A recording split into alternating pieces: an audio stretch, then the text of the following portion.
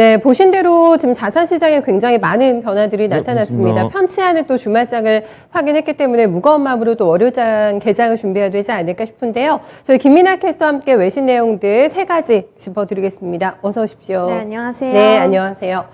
첫 번째로 아마 주말자도 헤드라인 뉴스 통해서 많이 들으셨을 것 같은데 결국에는 가고야 말까 전쟁이 나지 않을까라는 분위기가 형성이 되고 있습니다. 우크라이나 사태와 관련해서 바이든 대통령과 지금 푸틴 대통령이 통화를 하기도 했는데 결론을 못 냈습니다. 분위기가 안 좋아지고 있다면서요? 네, 그렇습니다. 마켓워치 보도 내용이고요. What a Russian invasion of Ukraine would mean for markets as Biden warns Putin of severe cost.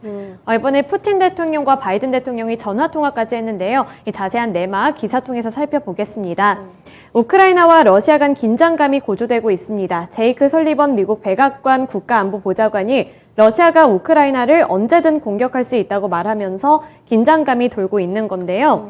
푸틴 대통령과 조 바이든 미국 대통령은 토요일에 전화 통화를 하기도 했습니다. 여기서 바이든 대통령은 러시아가 우크라이나를 추가로 침공할 경우에는 미국이 동맹국들과 함께 맞대응할 준비가 되어 있다면서 러시아는 가혹한 비용을 지불하게 될 수도 있다고 이런 말을 하기도 했었는데요. 백악관은 이날 러시아가 올림픽 기간에도 우크라이나를 침공할 수 있다면서 모든 미국인들에게 이 우크라이나로부터 24에서 48시간 내에 철수하라고 권고를 했습니다.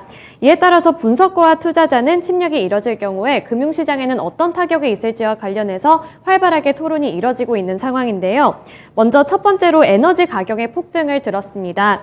뉴욕 유가는 급등세를 보였는데 11일 미국 동부시간 기준으로 WTI 가격은 전장 대비 3.6% 오르면서 배럴당 93.1달러를 기록했습니다. 또 미국과 영국이 모두 자국민들에게 우크라이나를 즉각 떠나라는 이런 발언이 나오게 되면서 국제 유가가 이렇게 치솟은 것으로 분석이 되고요.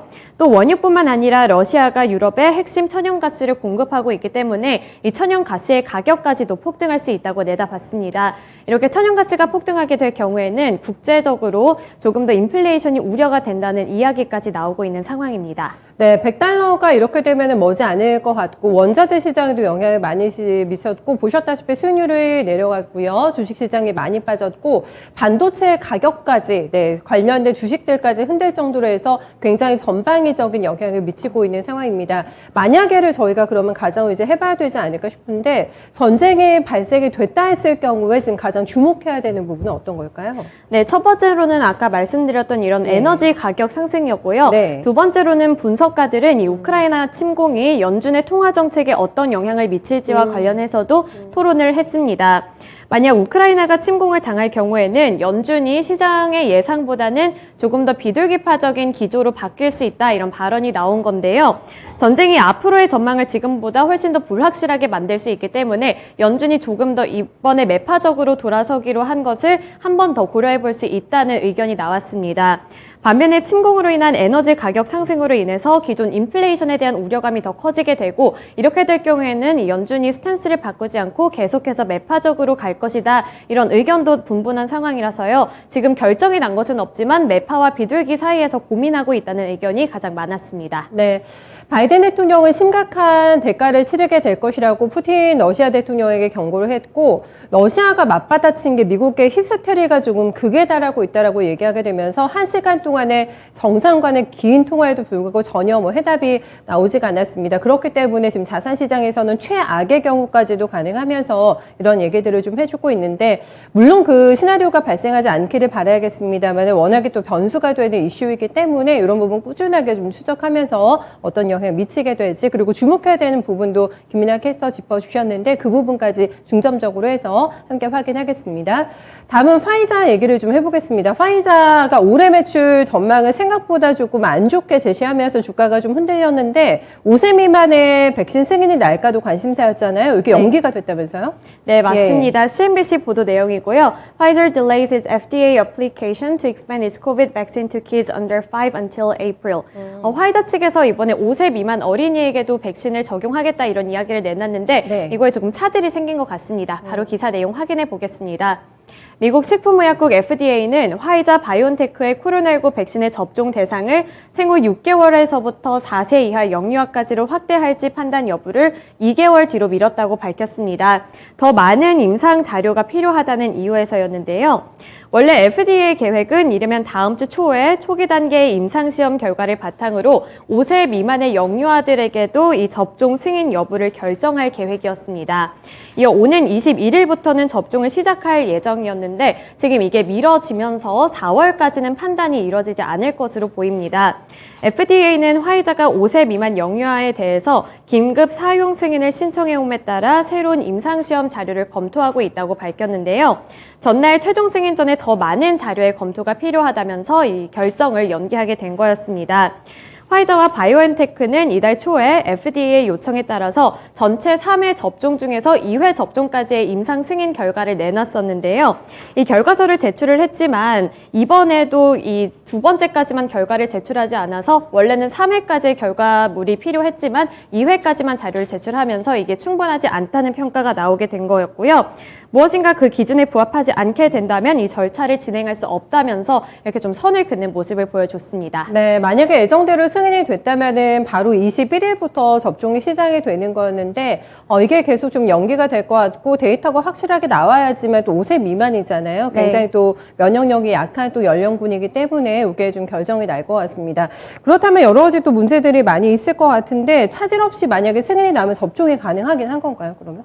그 부분도 네. 조금 의견이 엇갈리고 있는 상황인데요. 우선 기사 내용 살펴보시면 이번 연기는 유치원과 어린이집의 휴원, 격리 조치로 씨름하고 있는 부모들에게는 실망스러울 수 있지만 모든 부모들이 백신을 원하는 것은 아니라고 밝혔습니다.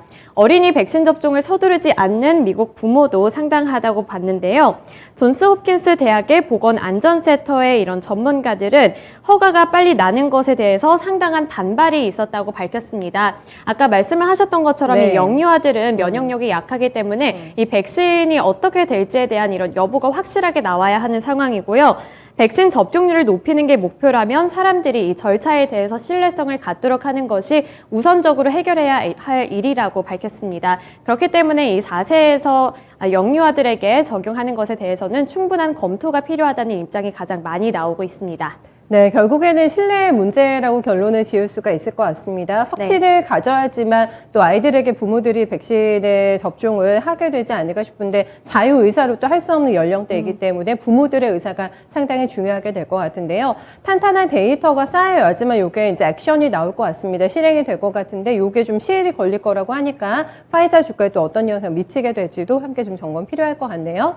다음은 중국과 또 관련된 얘기입니다. 오미크론으로 계속 뭐 얘기가 엮이게 되는 는데 고집하던 중국이 꺾였습니다. 팍스로비드를 쓰겠다고 했죠, 중국이? 네, 그렇습니다. 로이터 통신 보도 내용이고요. China approves use of Pfizer's COVID drug Paxlovid. 이 중국에서 어떤 승인을 내렸는지 바로 기사 통해서 확인해 보겠습니다. 중국 보건당국이 화이자의 신종 코로나 바이러스에 먹는 치료제인 팍스로비드의 수입 등록을 조건부 승인했습니다. 원래 중국은 그동안 외국 제약회사들이 만들었던 이 백신에 대해서는 사용을 승인하지 않았는데요. 이번에는 조건부로 승인하겠다고 나선 겁니다. 팍스로비드에 대해서는 향후 추가 연구 결과가 규제 당국에 제출되어야 한다는 조건을 붙이고 승인을 하겠다. 이런 발언을 이번에 내놓게 된 건데 이 팍스로비드는 알약 형태의 먹는 치료제로 1회 복용분과 그리고 2회 복용분이 있습니다. 화이자 자체 임상시험 결과 코로나19 환자의 입원 사망 확률은 89%까지 줄이는 것으로 많이 알려져 있어서 이 중국에서도 이 부분을 조금 승인을 한 것으로 보이는데요.